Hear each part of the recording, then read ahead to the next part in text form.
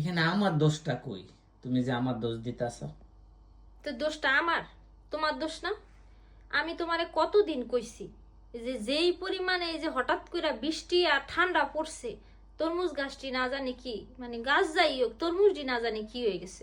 তোমার আমি বারবার কইছি একটু দেখে হো, তুমি সময়ই পাইলা না। তরমুজটা ফাইটে গেল।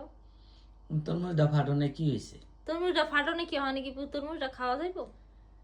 এই বছর 100-র উপরে তরমুজ খাওয়াইছি, এতে মন ভরে নাই।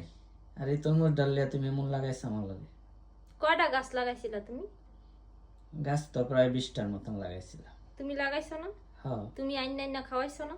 হ্যাঁ, তাই কি আর খাবো? এডি কি, এডি আমার পোলারা লাগাইছিল, করে ফালাইছে মুখের তিয়া দানা। হেই দানার থিকা এই তরমুজ হইছে।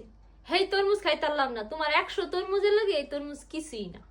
এটি পোলারা লাগাইছে, হাত দিয়া না, যাক, মুখে ফুট করে ফালাইছে। আরেকটা তো আছে। হ্যাঁ, আরেকটা আছে। এখন ওইটা কি বাঁচাইতে পারুমু? কাইটটা ভালোভাবে আনতারমু নাকি? ওটা প্রতিদিন গিয়া দেখুন, সকাল বিকাল দুপুর 3 বেলা কাম ছাইরা